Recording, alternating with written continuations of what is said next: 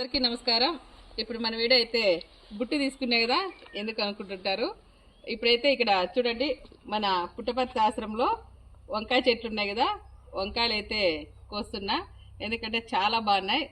ఫ్రెష్గా అప్పటికప్పుడు వంకాయలు కోసుకొని మనం వంట చేసుకునేకి మనకి ఇక్కడైతే అన్ని అనుకూలాలు ఉన్నాయి. ఇప్పుడైతే వంకాయలన్నీ కోసి వంకాయ కూర చేద్దాం అనుకున్నాము. చాలా బాగున్నాయి కాబట్టి ఇంత ఫ్రెష్గా అప్పటికప్పుడు చెట్లలో బీక్కొని తినాలంటే మనం కానీ అదృష్టం చేసిండలేమో. ఇక్కడైతే నిజంగా అదృష్టం చేసినట్లే ఉంది. చాలా బాగున్నాయి, అన్ని రకాల చెట్లు కానీ చాలా బాగున్నాయి. ఇప్పుడైతే వంకాయలు కోస్తున్నాం. ఆ వంకాయలు కానీ మీ ముందు తీసుకొస్తా. చూడండి మన వంకాయలు ఎంత బాగున్నాయి కదా, అన్ని పెరికైనా కానీ చూపిస్తా. చూసారా, వంకాయలు అయితే కోసేసాం.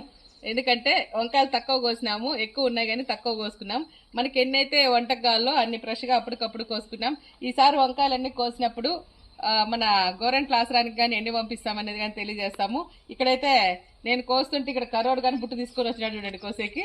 వాడు కానీ వంకాయలు కోయాలంట. ఈసారి పచ్చిమిరకాయలు కోసేటప్పుడు అయితే కోసు లేప్ప అని చెప్పినాను.